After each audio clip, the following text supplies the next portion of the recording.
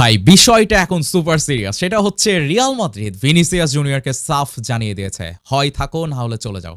আমরা যে অফার করেছি, তুমি যদি ভালো লাগে এই অফারটা অ্যাকসেপ্ট করে নাও, না হলে তুমি চলে যেতে পারো। তোমার যে ক্লাবে ইচ্ছা, যে ক্লাব ট্রান্সফার ফি পে করবে তাকেই আমরা তার কাছে তোমাকে সেল করে দিব। সিম্পল কথা, সোজা সাপটা কথা।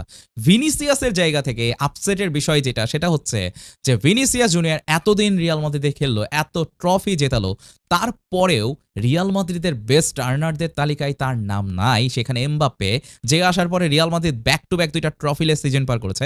এই জন্যই তার ডিমান্ড যে আমি ট্রফি জিতিয়েছি, আমি অলরেডি ভালো করছি এখানে, আমি one of the best player Real মাদ্রিদের, তারপরেও আমি কেন আসলে এমবাপ্পের মতো সমান স্যালারি ডিজার্ভ করি না। কিন্তু এখানে একটা পয়েন্ট আছে রিয়াল মাদ্রিদেরও, সেটা হচ্ছে ট্রান্সফার ফি ছাড়া যে প্লেয়ারকে ফ্রিতে রিয়াল মাদ্রিদ নিয়ে আসতে পেরেছে, স্বাভাবিকভাবেই তার স্যালারিটা একটু বেশি হবে।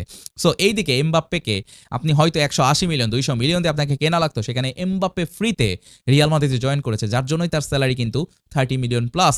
এই জায়গাতে ভিনিসিয়াস যদি এক্সপেক্ট করে যে আমি এইরকম স্যালারি পাবো, স্বাভাবিকভাবেই সেইটা রিয়াল মাদ্রিদ তাকে দিবে না।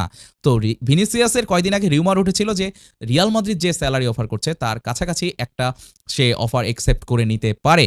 বাট এখন যে ঘটনা হচ্ছে রিয়াল মাদ্রিদের কথা, যে না, আমরা যে 20 মিলিয়ন অফার করেছি সেইটাই তোমাকে অ্যাকসেপ্ট করতে হবে। 25 মিলিয়ন বা 22 মিলিয়ন বোনাস সহ 25 মিলিয়ন এই রকমের কোনো সুযোগ নাই।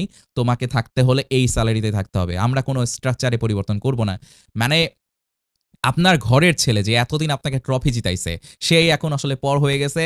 আর হচ্ছে এমবাপ্পে এখন হচ্ছে মেইন ম্যান হতে যাচ্ছে, এরকম একটা বিষয় কিন্তু কাজ করতেছে। যদিও হোসে মরিনো রিপোর্ট অনুযায়ী হোসে মরিনো চাই ভিনিসিয়াস জুনিয়র দলে থাকুক, কিন্তু রিয়াল মাদ্রিদ আসলে কোনো প্লেয়ারকে ক্লাবের থেকে বড় বানাইতে চায় না।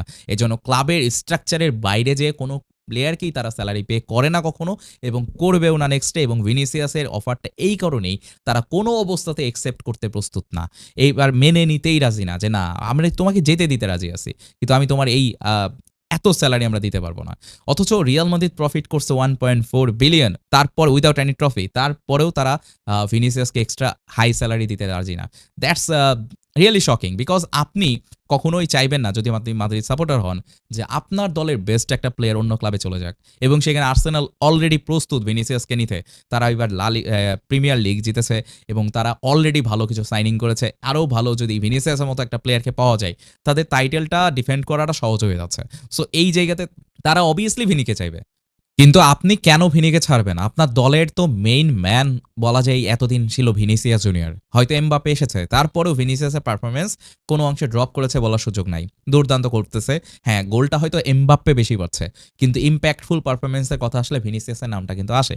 যদিও ডিওমান্ডে কেনার পর থেকে ভিনিসিয়াসের প্রতি রিয়াল মাদ্রিদের যে সফট কর্নার, সেটা মনে হচ্ছে একটু একটু করে কমতেছে, যার জন্যই তারা এখন সুপার সিরিয়াস যে হয় চলে যাও, না হলে অ্যাকসেপ্ট করে নাও। সো আপনার কি মনে হয়, ভিনিসিয়াসের কি নতুন কোনো ক্লাবে চলে যাওয়া উচিত যেখানে তাকে আরেকটু বেশি ভ্যালু করা হবে, নাকি এই রিয়াল মাদ্রিদ যে জার্সিটা, এইটার ভ্যালু করে রিয়াল মাদ্রিদে থেকে যাওয়া উচিত ভিনিসিয়াসের? বিকজ একটু স্যালারি কম হলেও আসলে রিয়াল মাদ্রিদের মতো ক্লাব আপনাকে ছাড়া কখনোই উচিত না।